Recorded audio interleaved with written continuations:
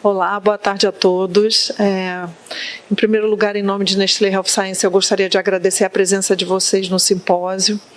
A gente vai falar um pouquinho sobre um tema que é bastante importante, que é evidências quando a gente fala de APLV e do advento dos HMOs nesse cenário. Meu nome é Valéria Rosenfeld, eu sou médica, diretora médica de Nestlé Health Science para o Brasil e para a América Latina, e a gente vai ter aqui uma sessão muito baseada em perguntas e respostas que têm um olhar mais prático para a relação à abordagem de pacientes com APLV. A gente vai ter duas professoras que são absolutamente renomadas no tema, entendem bastante, então vocês podem tirar bastante proveito disso. A gente tem as perguntas que podem ser feitas aqui para eu ler no tablet para elas no final, para quem for um pouquinho mais tímido, mas a gente também vai ter a possibilidade de abrir para vocês e fazer perguntas no final. Então, quem tiver aí com perguntas extras, além das que a gente vai fazer, pode levantar e fazer, ou fazer pelo aplicativo para enviar para a gente. Então, a gente vai ter, participando dessa mesa, a doutora Manuela Torres, que é professora de pediatria da Universidade Federal de Pernambuco e a gastropediatra do IMIP. E a doutora Tânia Perini, que é professora de nutrologia pediátrica no Espírito Santo, especialista em nutrologia pediátrica, terapia intensiva e pediátrica e nutrição parenteral e enteral. O nosso objetivo aqui, como eu disse para vocês, é trabalhar um pouquinho falando de evidências com relação à PLV e HMO. Eu vou chamar as duas professoras aqui. Boa tarde.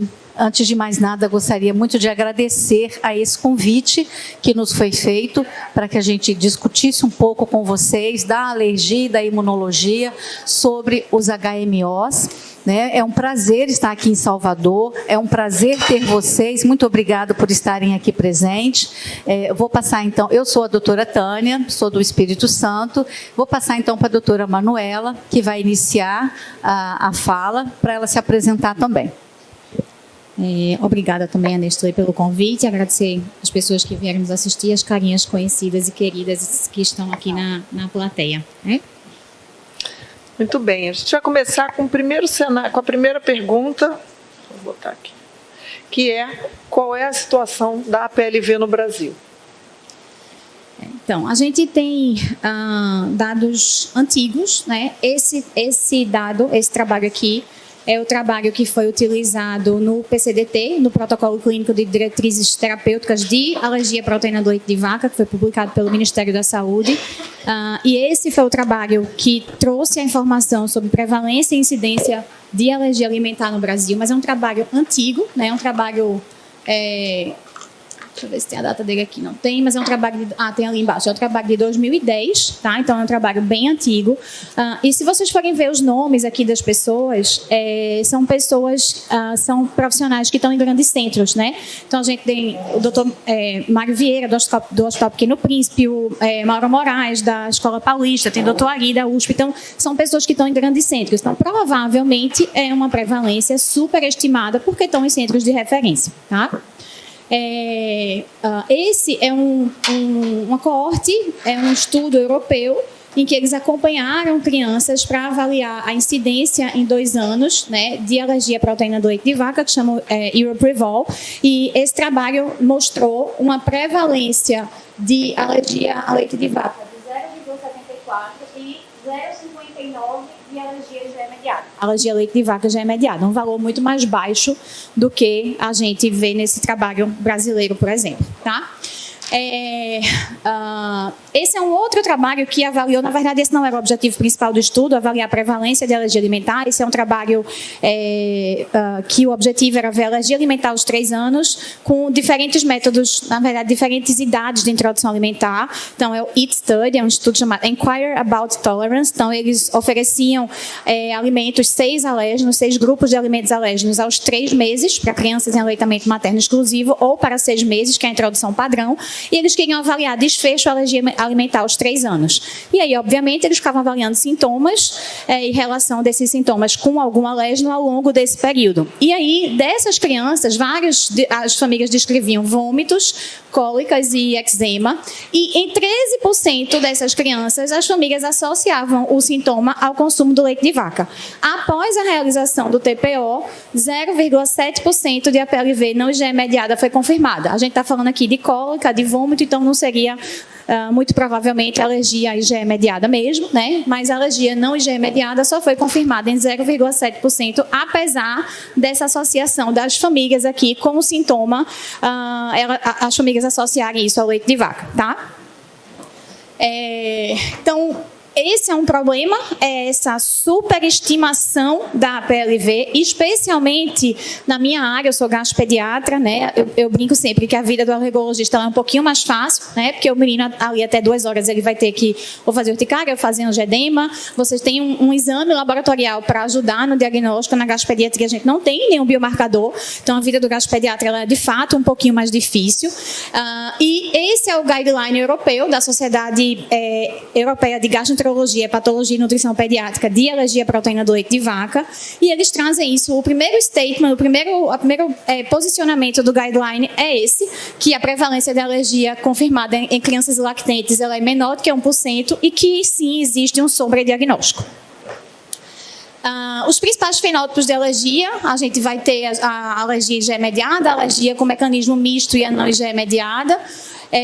Eu não preciso falar aqui, né, para todos o que é cada um desses sintomas, mas eu queria chamar a atenção para os pacientes com alergia não IgE mediada, porque habitualmente se descreve 3 grandes síndromes, né? A enterocolite, que é a FPAS, a enteropatia induzida pela proteína alimentar e a procticolite, que é a criança que sangra, né? Mas, quando a gente vai olhar, esse é o consenso da Sociedade Latino-Americana de Gastrologia Pediátrica, quando a gente olha para o consenso, eles trazem aqui um posicionamento que eles colocam. A não IgE mediada, ela se apresenta clinicamente com esses sintomas de início tardio, predominantemente digestivos, com aquelas 3 grandes síndromes que estão descritas lá no consenso brasileiro. Mas aí tem um detalhe, que é onde complica a vida da gente. Ou sintomas que se assemelham a desordens gastrointestinais funcionais, como cólica do lactente, regurgitação e constipação. E aqui é onde a vida fica um pouquinho mais difícil. E aí, se a gente não consegue reconhecer que esses sintomas aqui, eles vão se confundir com alergia alimentar, especialmente nesse lactente jovem ali de 1 a 5 meses de idade, é por causa dessa janela aqui que a gente tem sobre diagnóstico de alergia alimentar nessas crianças com sintomas não IgE mediados nesse primeiro momento de vida, tá? Então, se a gente consegue distinguir a história natural do lactente com regurgitação, do lactente com cólica, do lactente com disquesia e lembrar da história natural desses sintomas, do que é que pode fazer diagnóstico diferencial, a gente consegue diferenciar um pouquinho mais o que é doença, o que seria alergia e o que é sintoma funcional.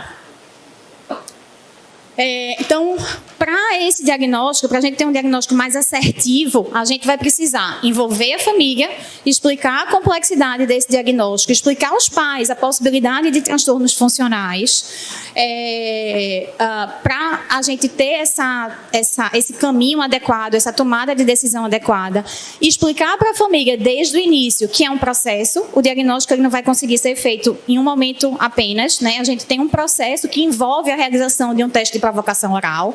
Então, a gente pensa no sintoma, associa o sintoma àquela condição, retira a proteína do leite de vaca, observa por 2 a 4 semanas e o processo ele só finaliza quando a gente reintroduz o alérgeno, no caso o leite de vaca, para a confirmação diagnóstica, tá? Então, é um processo e a família precisa estar ciente disso desde o começo, porque se você não convence a família que isso é necessário desde o começo, é mais difícil. Depois que ela tem uma criança que chorava o dia inteiro, uma criança que não estava bem, e aí você diz, mas eu preciso voltar o leite para confirmar, a família vai para você e vai dizer, você é louca, né? Meu menino é outra criança agora, como é que você está sugerindo que eu volte a proteína do leite de vaca? Mas é muito confuso quando a gente está nessa fase aqui dos sintomas funcionais gastrointestinais. Então, a criança passou ali de 3, 4 meses, é difícil a gente saber o que é que mudou a vida dela, se foi a maturidade gastrointestinal ou se realmente foi a retirada da proteína do leite de vaca. Então, o teste de provocação oral ele vai ser extremamente necessário para ajudar a gente nesse sentido. Nas crianças que estão em aleitamento materno, evitar a retirada simultânea de vários alimentos, isso vai tornar esse caminho muito mais difícil e vai ter uma grande chance de você perder o aleitamento materno. A restrição, o puerpério já não é um momento fácil, a restrição de um alimento da dieta não é fácil. Então, se a gente sair retirando vários alimentos da dieta, aí o negócio complica muito mais e tem uma grande chance, de fato, de a gente perder o aleitamento materno. E, em caso de uso de fórmula, escolher a fórmula adequada para a realização do teste de provocação oral.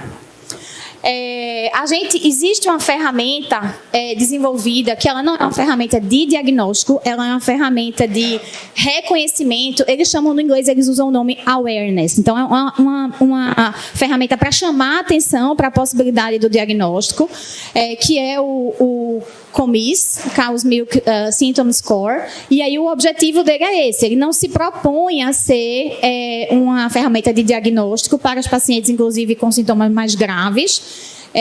Então, eles têm uma classificação, o score inclui choro, regurgitação, como estão as fezes, sintomas de pele, urticária e sintomas respiratórios, e você vai dando uma pontuação. No final desse score, a gente tem uma pontuação maior que 10, sugere alergia, sintomas relacionados à alergia à proteína do leite de vaca, mas, repito, esse score ele não pode ser utilizado para diagnóstico, ele não é critério de diagnóstico.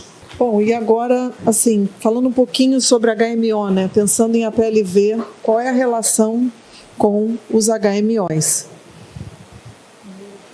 Eu vou começar explicando o que são os HMOs, né? Então, os HMOs, que é a sigla em inglês para oligosacarídeos do leite humano, ele é o terceiro componente mais abundante do leite materno. Apesar disso, inicialmente, quando ele foi descoberto no leite materno, acreditava-se que os HMOs eles eram um artefato, que na hora que foi ser produzida a lactose para o leite materno, criou-se um oligosacarídeo ali que era um artefato que não servia para muita coisa. Depois ele foi reconhecido inicialmente como um fator bifidogênico, até que a gente descobriu a quantidade de HMO e a função deles, né? E eles são, no leite maduro, o terceiro componente mais abundante do leite materno. Os HMOs eles são compostos por 5 monossacarídeos, que eles são montados, eu gosto de fazer analogia com Lego. Então, imagine que a gente tem 5 peças de Lego diferentes e você pode, em quantidade de quantas você quiser de cada uma delas, e você vai montando essas peças, mas são 5 monossacarídeos, que são essas peças bases, né? A glicose, a galactose, a N-acetilglicosamina, a fucose e o ácido N-acetilneuramínico. E, habitualmente, a gente tem um terminal aqui, lactose, e você vai adicionando outros oligosacarídeos. Lactose porque é uma junção de uma glicose com galactose, tá? Então, a gente tem a lactose no final e você vai adicionando os outros oligosacarídeos, os outros monossacarídeos. A quantidade diminui ao longo dos 3 primeiros meses, mas no colostro a gente chega a ter mais HMO do que lactose. Então, a quantidade do carboidrato ela inverte depois. Então, inicialmente, a gente tem mais HMO do que lactose. Depois, a gente vai ter uma quantidade muito maior do lactose, que é o componente sólido mais importante do leite materno. E aí, essas são 3 famílias de HMO. A gente tem os HMOs fucosilados, que é quando a gente adiciona uma fucose.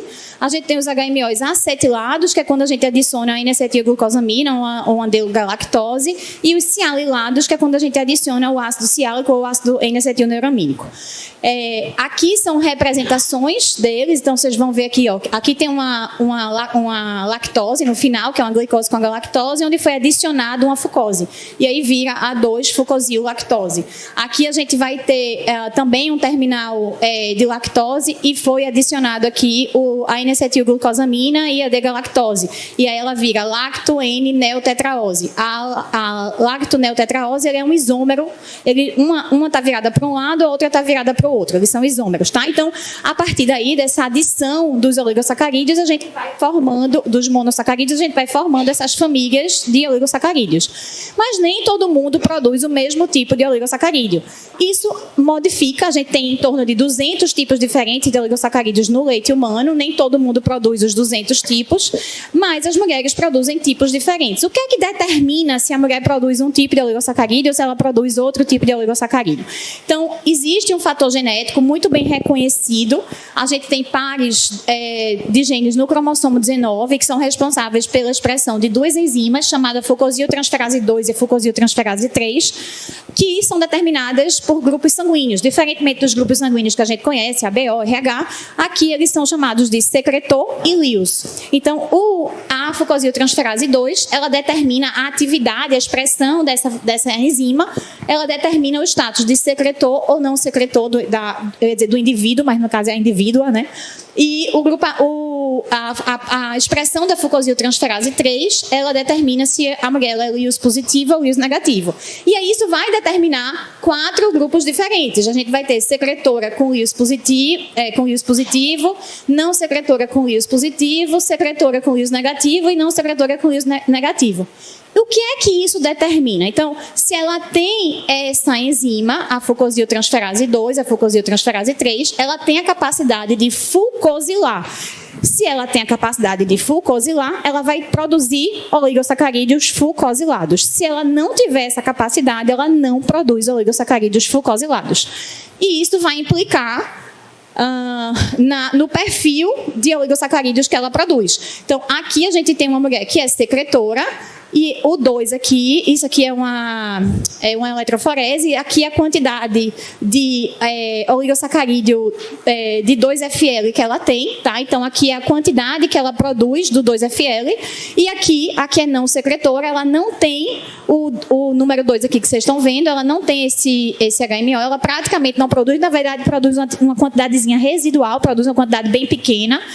Admite-se que pode ser ou uma atividade residual da enzima ou um outro mecanismo que a mulher encontra para produzir algum tipo de oligosacarídeo fucosilado, mas é uma quantidade muito pequena, não chega nem perto do que uma secretora consegue produzir. E esse oligosacarídeo aqui, que é o 2FL, que é a adição dessa fucosil nessa lactose, tá? Então, se ela não tem esse tipo sanguíneo, ela não consegue produzir. As mulheres são diferentes, secretoras ou não, isso no mundo inteiro, mas a gente tem algo a mais que explica que não só a genética, porque quando a gente pega pessoas, né, mulheres dos mesmos locais, mas, por exemplo, eu vou dar um exemplo aqui da Etiópia, que a gente tem zona urbana e zona rural, e a gente tem prevalência de secretoras e não secretoras diferentes. Quando a gente pega Estados Unidos com população de localizações diferentes, a gente tem 68% e 95%. Então, tem algo a mais que não só o grupo sanguíneo, porque a etnia não justifica essa diferença dentro da mesma população. Então, tem algo a mais além do grupo sanguíneo que a gente não consegue ainda saber exatamente o que é. Dieta, IMC, número, paridade, né? A gente não consegue entender ainda o que é que determina essa variação dentro de uma mesma etnia. Isso aqui é um gráfico para mostrar para vocês a quantidade de HMO ao longo da lactação. Então, aquilo que eu estava falando, a quantidade no colostro é bem grande, depois cai ao longo das primeiras semanas de vida, ela vai cair e vai ficar mais ou menos estável no leite maduro, em torno de 5 a 15 gramas por litro. Sim, aqui é só para mostrar a diferença. A gente tem outros oligosacarídeos que são muitas vezes utilizados nas fórmulas infantis também, que são o GOS e o FOS e também o PDX, mas que vão ter também um fator bifidogênico, né, a capacidade de estimular o aumento das bifidobactérias, mas o GOS e o FOS eles não estão presentes no leite materno, tá? A gente não encontra GOS e FOS no leite materno, que é o galacto-oligosacarídeo e o fruto-oligosacarídeo, tá? Agora, se a gente pensar um pouquinho mais, já falamos de HMO, o que são, quais são os seus mecanismos de ação e benefícios clínicos? Bom, então, até aqui, depois dessa brilhante exposição de Manu, a gente vai falar um pouquinho de como que eles funcionam, né? E nós estamos falando aqui para vocês de leite materno.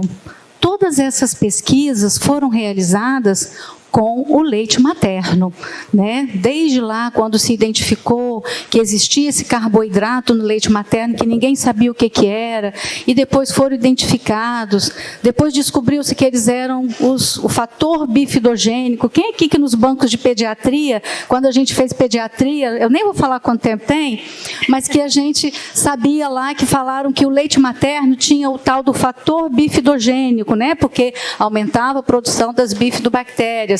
E depois se descobriu que nada mais é esse fator bifidogênico do que esse HMO. E leite materno, a gente precisa lembrar, entender que tem a ver com desenvolvimento cerebral, né? Nós estamos aqui numa faixa etária que a gente precisa entender que é nessa faixa etária que a mágica acontece, né, gente?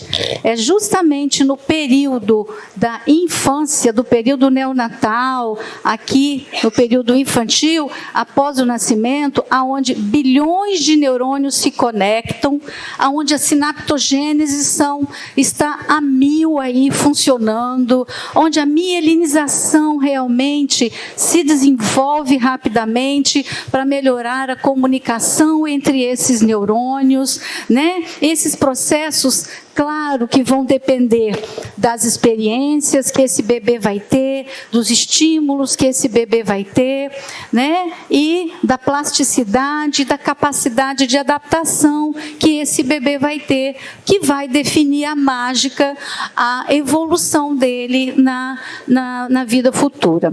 Então, gente, quais são os fatores realmente chave que influenciam esse desenvolvimento cerebral? Temos, sem sombra de dúvida, a expressão genética. Não tem como negar, né? A genética e a expressão genética, que vai depender da epigenética, como todos nós aqui estamos cansados de ouvir essa palavrinha, né? E aí, além da genética e da expressão genética, todo esse desenvolvimento cerebral vai depender também do status socioeconômico dessa família, dos estímulos que esse bebê vai receber, do toque, do carinho, do sorriso, do brincar, dos cuidados que esse bebê vai ter, do estresse, da poluição, enfim, e também da nutrição. Então, se nós médicos aqui, pediatras, nutrólogos, alergistas, qualquer um de nós que temos um filho, um sobrinho, em qualquer tipo de contato que a gente vai ter com esse bebê, aqui a gente pode, na nutrição, a gente pode intervir, né? Orientando o aleitamento materno, conhecendo as vantagens do aleitamento materno, sabendo que lá no leite materno, fora os fatores nutricionais, carboidrato, proteína, lipídios, água, que nós temos no leite materno, nós temos também a outra parte, os compostos bioativos, né? Desses compostos bioativos, que nós temos então a colina, a esfingomielina, a luteína, o DHA, surge também os HMOs, que Manu discorreu aqui para vocês,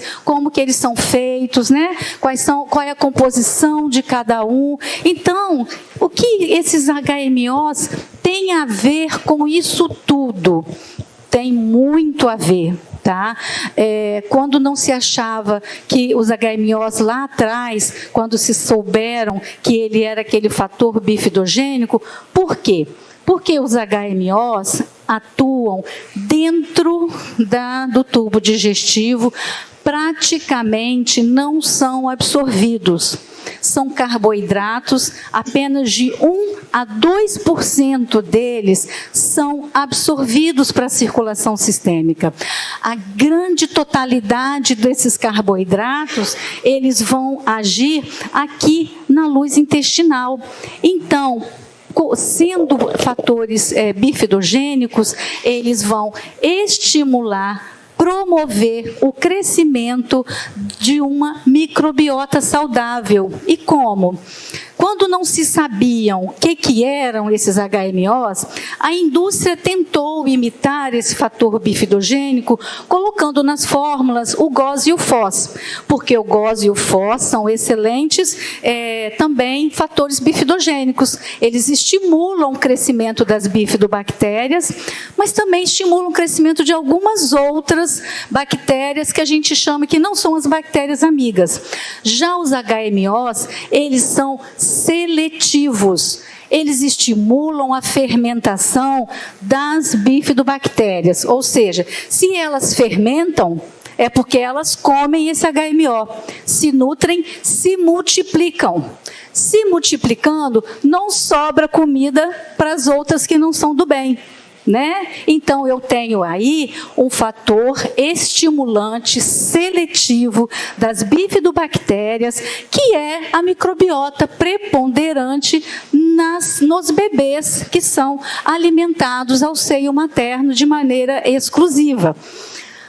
Além da gente ter tudo isso, eu melhorando essa microbiota intestinal, eu vou melhorar também a minha barreira epitelial, né? E melhorando a microbiota, melhorando o tipo de fermentação dos meus alimentos, porque antigamente a gente falava que a gente era o que a gente comia, né? Hoje a gente fala que a gente é o que a microbiota nossa faz com o que a gente come. Então, se eu tenho bactérias do bem, se eu tenho uma microbiota saudável, lá na frente eu vou reduzir risco de diabetes, obesidade, doença inflamatória intestinal. Então, olha onde que eu vou estar investindo, fazendo uso do HMO, né? Como que esse leite materno vai ajudar nessa prevenção da diabetes e dessas doenças crônicas não transmissíveis e das doenças inflamatórias intestinal. Como eu falei, apenas 1 a 2% são absorvidos para a circulação sistêmica, tá? E vão, na circulação sistêmica, também fazer estímulo imunológico, que eu vou falar um pouquinho mais adiante, mas estão se estudando e cada vez mais encontrando cientificamente comprovando a influência desses HMOs na cognição dessas crianças. Já existe comprovação científica das bebês que amamentados com as mães altamente secretoras, como a Manu explicou, eles têm uma linguagem receptiva e expressiva muito melhor do que os bebês amamentados com leite materno das mães menos secretoras. Então, eu já sei que em alguma coisa, também na cognição, lá no cérebro, eu vou ter influência desses HMOs. Muitas coisas ainda estão por vir. Tá? Ainda aqui na mucosa intestinal, dentro da luz intestinal, eu vou até passar, porque eu acho que o próximo a gente consegue enxergar muito bem isso. Vocês prestem atenção aqui. Aqui nós temos aqui o efeito probiótico e aqui, gente, funcionando, os HMOs funcionando como antivirais e antibacterianos. Por quê? É o que a gente chama, mais ou menos, de efeito isca, efeito chamariz. Como eles se assemelham ao receptor que esses vírus, essas bactérias e essas toxinas iriam se ligar no enterócito e no colonócito, eles atraem esses germes, e uma vez que os vírus e as bactérias não conseguem penetrar dentro da célula, eles então morrem, eles são eliminados no fluxo, e está comprovado também cientificamente que os bebês aleitados com o leite materno das mães altamente secretoras têm muito menos caso de diarreias do que os aleitados com as mães menos secretoras. Então, mais um efeito, além de estimular uma microbiota saudável com bifidobactérias, eu também tenho um efeito antiadesivo. E esses HMOs, então, vão funcionar como um efeito anti-infeccioso, né? Chamando esses bichos do mal para irem embora e não entrarem dentro da célula, provocando aí alteração da permeabilidade celular, e uma vez que faz uma alteração da permeabilidade do epitélio intestinal, tudo de ruim pode acontecer, né? Também os HMOs, fruto dessa fermentação deles pelas bifidobactérias, existe uma formação maior de ácidos graxos de cadeia curta. E os ácidos graxos de cadeia curta são o principal nutriente das células do intestino grosso, é o principal nutriente dos colonócitos. Então, isso faz também um grande estímulo de maturação celular. Existe uma aceleração da apoptose e de maturidade mesmo. Então, imagina aquele bebê que ficou 9 meses lá na barriga, que não teve estímulo nenhum, de repente ele começa a alimentar, começa a ganhar leite materno, rico em HMO, né? Vai ajudar muito rápido a um amadurecimento desse tecido, desse epitélio intestinal, tá? Mais funções relacionadas ao sistema imunológico. Os HMOs, eles ajudam a fazer a modulação imune, equilibrando melhor tanto o efeito TH1, que tem mais a ver com inflamação, como o TH2, né? Vocês sabem disso muito melhor do que eu, da produção de anticorpos. Então, ajudam a fazer um equilíbrio do sistema TH1, TH2, reduzindo, modulando essa resposta inflamatória, né? Melhorando, inclusive, o estímulo de degranulação de leucócitos, de mastócito, diminuindo não permitindo essa formação exagerada do IgE, né?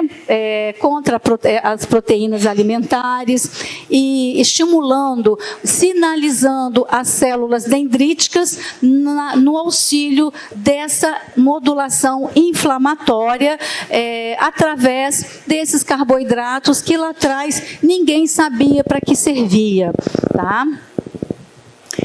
A gente tem relatos de, não só no trato digestivo, mas também no trato respiratório e no trato urogenital, esse efeito antiadesivo que esses HMOs ajudam na redução dessa possibilidade de infecção.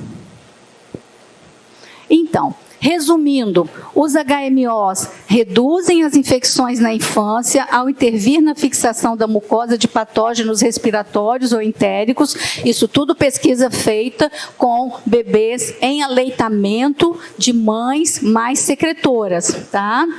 Também, embora a proteção contra infecções de bebês amamentados tenha sido anteriormente, a gente lembra, né, que a gente aprendeu lá na pediatria, que era IgA que tinha no leite materno, junto com as lisozimas, que faziam essa proteção antiadesiva e reduzindo a possibilidade de infecção, mas isso já existe um reconhecimento de que essas propriedades anti-infecciosas, o HMO está lá ajudando, colaborando, junto com essa IgA, que o leite materno também elimina, né, secreta, ajudando na proteção de infecção desses bebês que estão em aleitamento materno, né?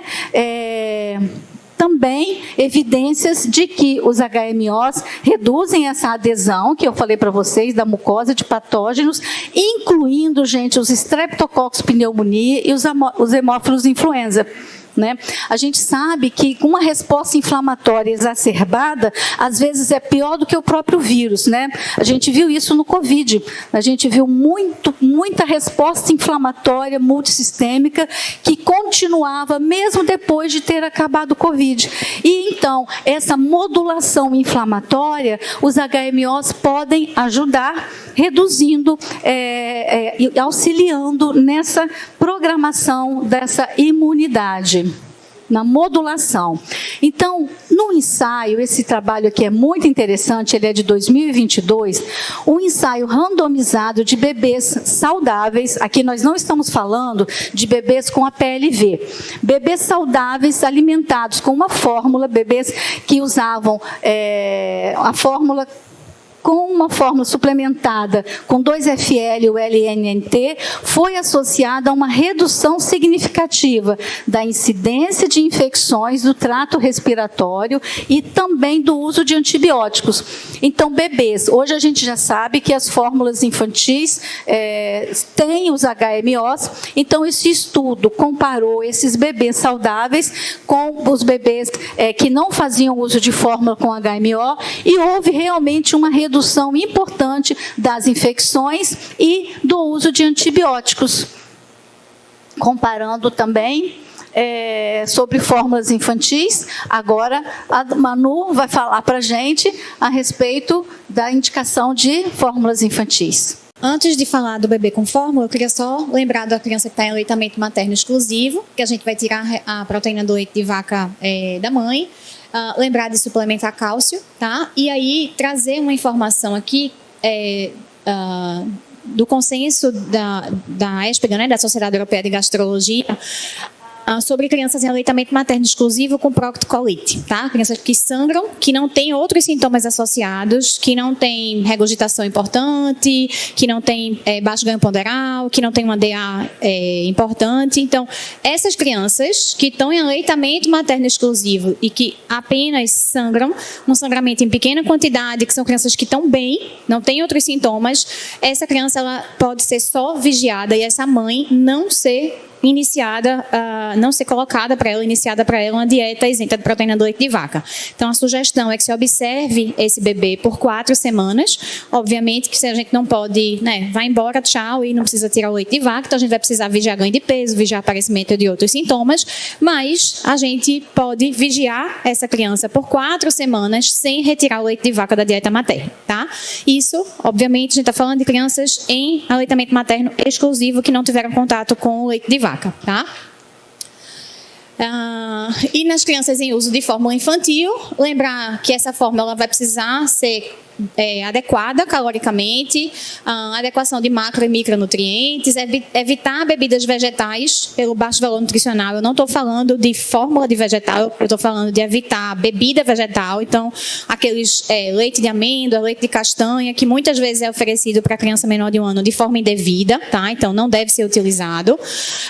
E avaliar de forma individualizada a fórmula que a gente vai oferecer para a criança de acordo com a idade, com o tipo de reação e, muito importante, com o status nutricional dessa criança, porque isso pode ser determinante. Então, aqui é uma tabela do Consenso Brasileiro de Alergia Alimentar. E vocês vão ver que a grande maioria das indicações de primeira opção para os diferentes fenótipos na verdade, a fórmula extensamente hidrolisada. Algumas desses fenótipos em que a gente sugere a fórmula extensamente hidrolisada como primeira opção, o aminoácido ele pode ser necessário a depender do estado nutricional dessa criança, tá? Então, especialmente a criança com enteropatia, a criança que tem diarreia, na hora que a gente for avaliar se essa criança tiver um status nutricional ruim, se ela tiver já em desnutrição ou queda de 2 desvios padrões, a gente precisa pensar na possibilidade de já iniciar com aminoácido, tá? Algumas desses fenótipos, eles são controversos a depender da entidade que a gente esteja falando. O Drachma muitas vezes diz uma coisa, a Sociedade Britânica de Alergia e Imunologia muitas vezes diz outra coisa, e o consenso também traz uma dessas entidades em que é muito confuso essa primeira opção, é a enterocolite induzida pela proteína alimentar, FPAS. Então, no consenso brasileiro tem aminoácido, mas em outras entidades sugerem iniciar com a fórmula extensamente hidrolisada, tá?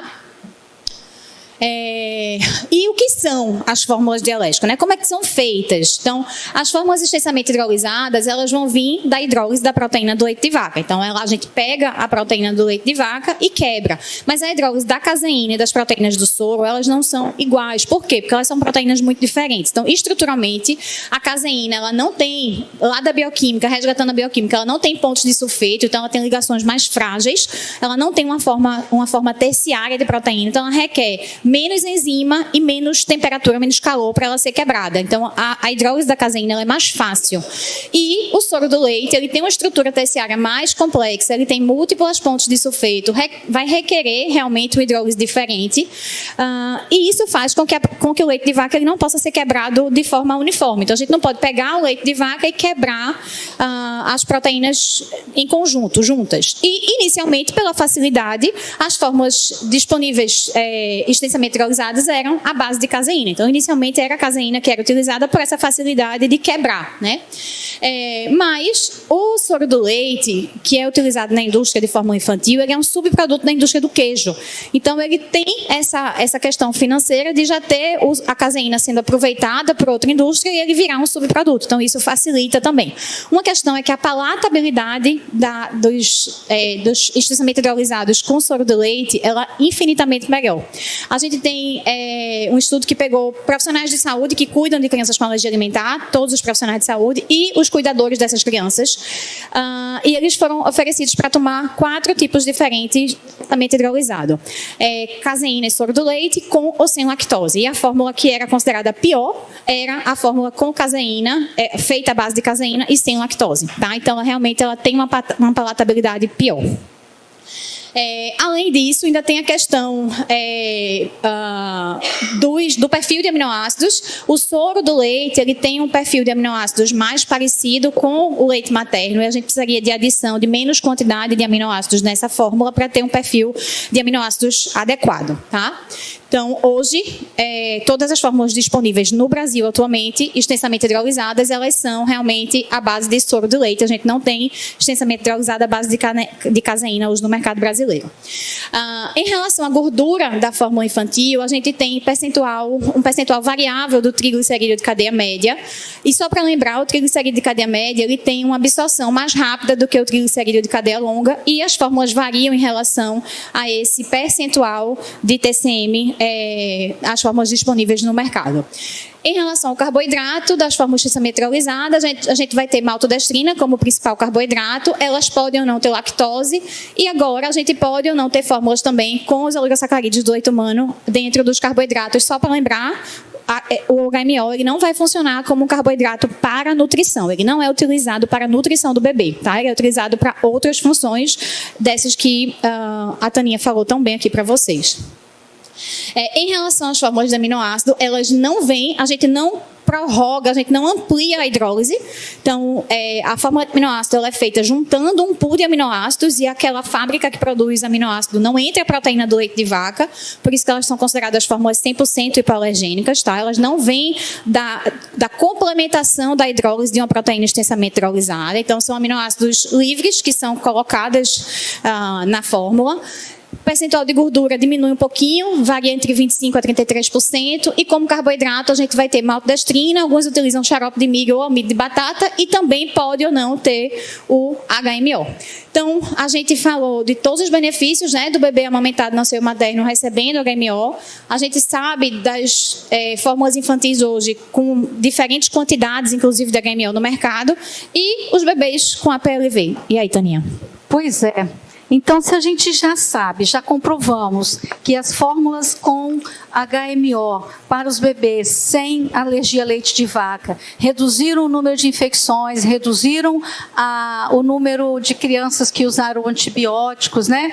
Fomos, então, a ciência foi estudar como que se comportaria uma fórmula para alergia a leite de vaca extensivamente hidrolisada e com aminoácidos que tivesse esses HMOs. Bom, antes de qualquer coisa, para a indústria fazer qualquer modificação que seja em qualquer tipo de fórmula, ela precisa provar a segurança que essa fórmula passa a ter. Tá? Então, fizeram então esses estudos, e aqui a gente tem uma parte deles. Nós temos aqui, desse lado, uma membrana, né, celular ou enterócito, uma parte do intestino, onde nós temos funcionando muito bem uma tolerância, onde nós temos ali a placa de Peyer, uma permeabilidade adequada. Quando esse alérgeno chega nessa membrana, nesse enterócito, nesse epitélio intestinal que está equilibrado, ele é apresentado de maneira ordenada às células dendríticas, aos macrófagos. A reação que se faz é uma reação coordenada também, mas se nós chegamos num epitélio intestinal, onde tem quebra de tolerância, onde nós temos uma permeabilidade alterada, onde nós temos presença de bactérias entrando em contato com esse epitélio, uma desregulação total do sistema TH1, TH2, a produção de interleucina, atividade de interleucinas mais pró-inflamatórias, né, degranulação de mastócitos, produção de IgE, tudo isso aqui desordenadamente ocorre na mucosa intestinal, onde houve quebra de tolerância. E isso foi mostrado que, com a adição dessas substâncias, desses nutrientes, desses carboidratos, oligosacarídeos do leite humano, houve sim, principalmente o 2-FL e o LNT, contribuiu para a modulação desse sistema imunológico, reduzindo infecções e uso de medicamentos. Então, a gente tinha lá que nos lactentes saudáveis nós tivemos uma redução tanto de infecções de ouvido, de trato respiratório, de bronquite. Nós vemos aqui que nos lactentes com a PLV, de acordo com esse estudo randomizado, multicêntrico, nós tivemos 71% a menos de otites, 34% a menos de infecções do trato respiratório inferior. Na bronquite não houve relato, menos 40% de infecções gastrointestinais e menos 42% de frequência, inclusive de infecções do trato respiratório superior. Tá? Então, ainda com redução de tanto nos bebês saudáveis como nos bebês com a PLV, também com redução do uso de antibióticos e de antitérmicos. Esse aqui fala também, esse estudo foi um estudo realizado com quase 200 bebês com idade em torno de 3 meses, em 7 países da Europa e de Singapura, e ele tinha como objetivo avaliar os efeitos desses 2 HMOs no ecossistema microbiano e fetal dessa população. Então, foram coletadas amostras de fezes, né, em vários tempos de idade desses bebês, que foram feitas as análises metabolômicas, metagenômicas, baseadas na espectrometria de massa, e os resultados permitiram caracterizar as alterações mediadas pelo HMO nos perfis microbianos e metabólicos ao longo do primeiro ano de vida. E a conclusão é que essa suplementação com HMO nas fórmulas para alergia a leite de vaca, no caso aqui as fórmulas extensivamente hidrolisadas, levou o que já se esperava, o enriquecimento das bifidobactérias do microbioma intestinal, atrasou ainda a mudança da composição do microbioma para um padrão semelhante ao do adulto, mantendo o efeito bifidogênico por mais tempo nesses pacientes. Esse outro trabalho aqui, ele já foi feito lá com os aminoácidos, né? Com bebês a termos que não foram amamentados, infelizmente, entre 0 e 6 meses de idade, que tinham alergia a leite de vaca em 10 centros pediátricos na China. E o objetivo era avaliar o papel da fórmula à base de aminoácido no crescimento de bebês com a PLV. Ou seja, é seguro? Eles vão crescer normalmente? Eles vão ganhar peso normalmente, e essa conclusão de que a fórmula desse estudo, baseada em aminoácidos, em conjunto com a dieta complementar sem proteína do leite de vaca, promoveu um crescimento normal até os 9 meses de idade, ou seja, é seguro então, e uma coorte de bebês chineses com APLV não mediada por IgE, confirmada também pelo desafio, pelo TPO. Então, provaram com esse estudo que é seguro o uso dos HMOs nas fórmulas de aminoácidos. E ainda, o crescimento linear e o perímetro cefálico, então, progrediu ao longo da referência do crescimento infantil, nesse outro trabalho aqui, tá? Esse trabalho aqui eu acho que é do ano passado, de 2023, eu não coloquei a data. A fórmula foi bem tolerada, teve um excelente perfil de segurança. Ao comparar esse microbioma, também viram um enriquecimento significativo das bifidobactérias, né? E um aumento significativo de ácidos graxos de cadeia curta, que são os nutrientes dos colonócitos e vão ajudar no amadurecimento intestinal.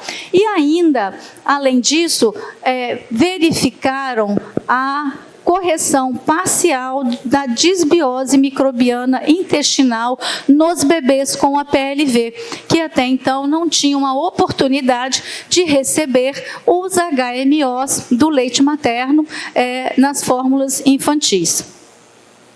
Então, ao longo da vida, daqui a pouco nós vamos estar comprando HMO na farmácia, porque cada vez mais estão descobrindo a importância que esses oligosacarídeos que ficavam lá abandonados no leite materno, que achavam que não serviam para nada, quanto mais se estuda, mais se vê a importância que eles têm ao longo da vida. A proteção da enterocolite necrotizante, eu nem falei aqui para vocês, mas isso já existe, a comprovação dessa importante função, né?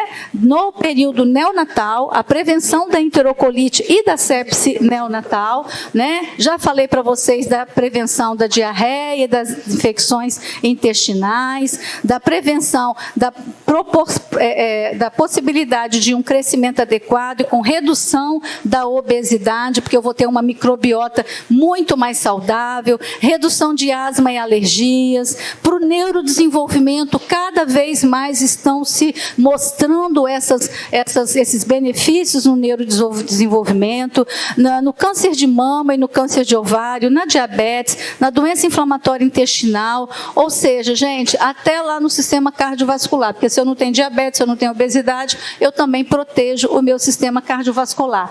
Ao longo da vida, nós estamos descobrindo a importância do HMO e de uma nutrição adequada no período neonatal, no primeiro, no segundo ano de vida, de uma nutrição com comida de verdade em todo o período infantil, que nós já sabemos, todo mundo aqui conhece o planejamento metabólico, a programação metabólica, e o HMO vem auxiliar, então, no reforço disso tudo aí. Então, as mensagens finais, quer falar, Manu? Vou, então, terminar. Nós devemos, então, sempre, todas essas pesquisas, o início disso tudo se deu com o leite materno, com avaliação do que tem no leite materno. Nós estamos aqui falando das vantagens do leite materno na nutrição infantil.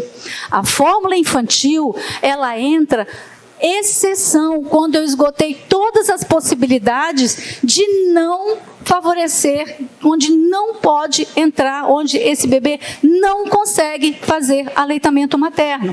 Infelizmente, isso é uma realidade, cada dia mais a gente percebe isso, mães que não se envolvem, ou também aquelas que não têm possibilidade de amamentar.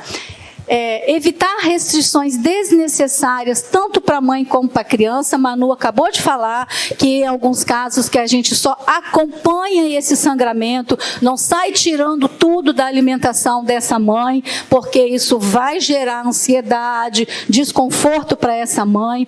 Sempre avaliar os parâmetros de crescimento, caderneta da criança com anotação de peso, estatura, perímetro cefálico, calcular o IMC, anotar o IMC, interpretar, tomar conduta. Se não souber tomar conduta, encaminha para quem sabe tomar conduta, porque está chegando paciente extremamente obeso, que é obeso desde 2 anos de idade, tudo bonitinho marcado na caderneta da criança, mas que ninguém tomou conduta, né? Fórmulas com HMO podem reduzir as infecções, o uso de antibióticos e de antitérmicos no primeiro ano de vida.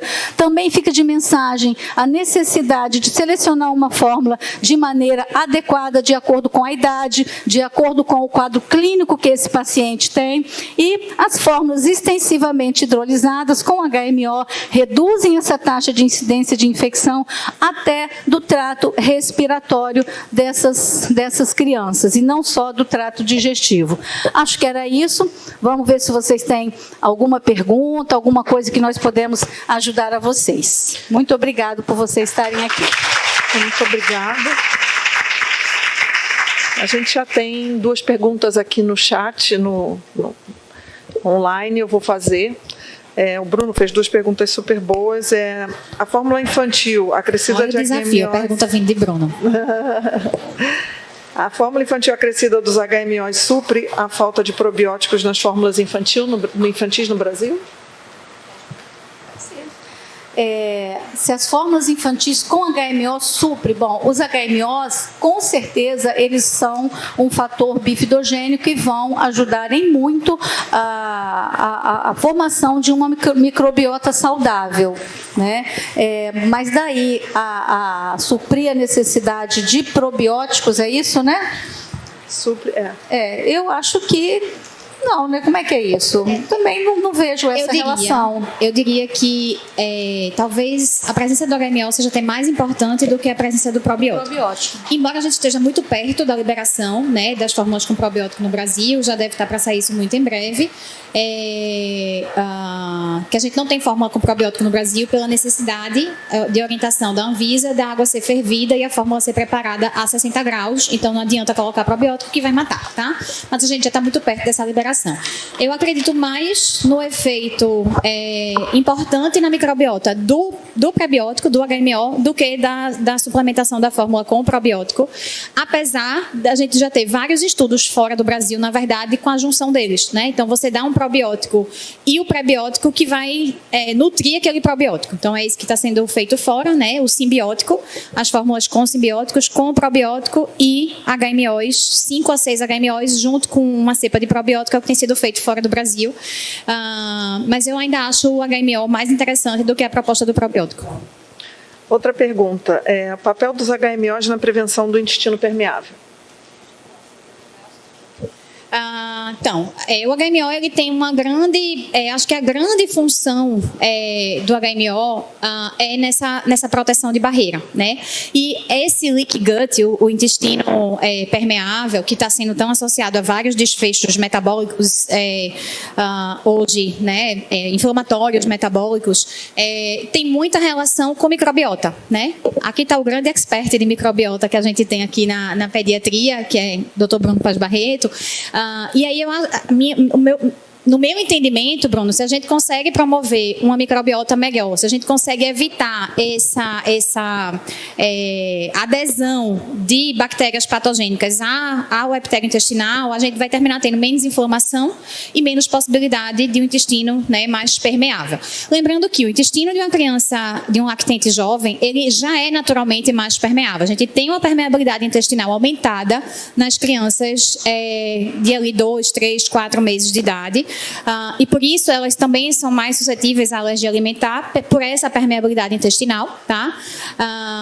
Então, que é o que acontece no paciente da DA com a pele lesada, né? Que também é mais permeável. Então, a gente tem esse aumento de permeabilidade que já é próprio da criança, né? Essa troca maior, por isso que são crianças que também podem sangrar mais, o lactente jovem.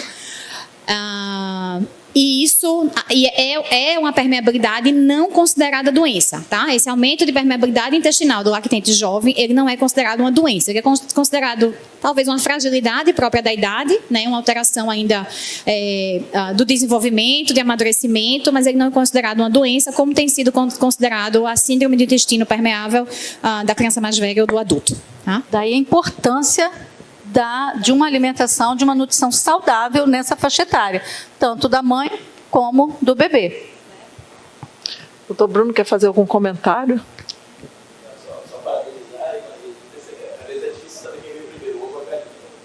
Se ele for ser permeável, ele sensibilizou, e aí faz a informação e se não tem, se perpetuou.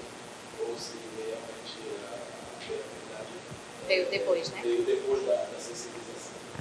É a história da microbiota, né? Ele tinha uma microbiota alterada antes e ele sensibilizou por causa disso, ou ele mudou a microbiota depois que ele sensibilizou? É também o mesmo raciocínio, e essa alteração de microbiota é o que vai estar ali juntinho com a permeabilidade intestinal. Os estudos variam muito em relação à microbiota do alérgico, mas esse trabalho que a Tânia citou é bem interessante. Eles mostram que depois de um mês da utilização da fórmula com HMO, você ainda não tem uma mudança importante dessa colonização por bífido, mas as crianças, quando são avaliadas na consulta de 4 meses por microbiota fecal, você tem uma alteração importante já, com um retorno a um padrão mais próximo ao padrão da criança considerada saudável, né? Então, seria uma situação interessante para o paciente alérgico. Acho que a mensagem mais importante que vocês passaram é a questão da importância do HMO e diminuição de risco de infecção. Porque a utilização de antibiótico durante a vida é um caos para essas crianças. Então, se a gente tiver que evitar alguma coisa, a todo custo seria o uso de antibiótico no primeiro ano de vida. E se eu fazendo essas estratégias nutricionais... Eu vou acrescentar outro. IBP. Que tem se tornado o grande vilão, febre, né? Quando você vai, o inibidor de bomba de próton, omeprazol e seus afins, tá? Quando a gente vai avaliar, inclusive, alergia alimentar, a gente tem um aumento maior de alergia nas crianças que usaram IBP no primeiro ano de vida do que nos que usaram antibiótico. E aí você faz assim, mas é porque talvez fosse doença do refluxo. E eles utilizaram porque era doença do refluxo. Mas são pacientes que o desfecho não é doença do refluxo, a PLV é urticária, a alergia alimentar é urticária, né? Então, a quebra da barreira, a possibilidade de infecções, né, mais importantes aí, a disbiose, né, por alteração de todo o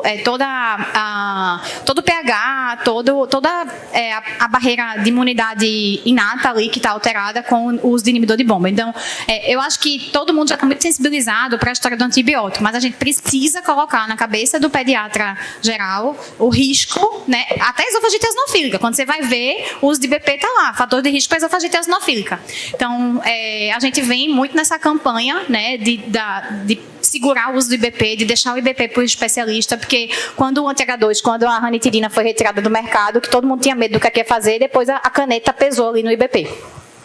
Do ponto de vista nutricional, não poderia deixar de acrescentar a cloridria e a dificuldade de absorção de B12 quando você usa esses inibidores. Por tempo prolongado. Exatamente.